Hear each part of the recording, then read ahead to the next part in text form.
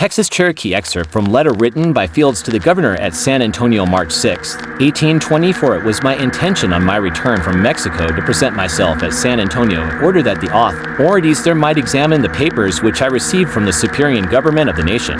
But it was impossible to do this, because a party of Comanches had prepared an ambush on the road.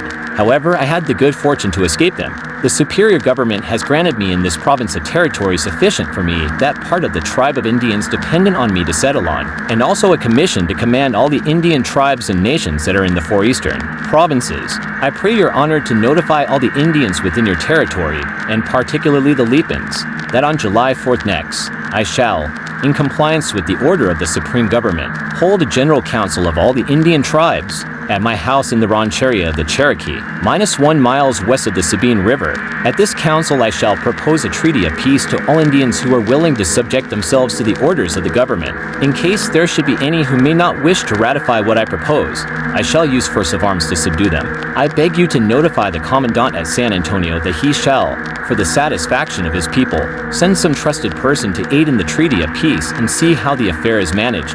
Should it be convenient, have this letter translated, and have the authorities send it to Rio Grande and Monclova, in which two places I left copies of the documents from the superior government. Quote from Richard Fields, taken from the Texas Cherokee, A People Between Two Fires 1819 to 1840 by Diana Everett on December 21, 1826. Several Indian leaders went to Nacogdoches, met with leaders of the Fredonian Republic, as Benjamin Edwards had styled it, and signed a treaty of friendship and alliance. Fields' speech during the assembly gave some idea of his people's temperament during those times. In my old days, I traveled 2,000 miles to the city of Mexico to beg for some lands, to settle a poor orphan tribe of red people that looked up to me for protection. I was promised lands for them after staying 1 year in Mexico, and spending all that I had. I then came to my people and waited 2 years, and then sent Mr. Hunter, again after selling my stock to provide him money for his expenses. When he got there, he stated his mission to the government.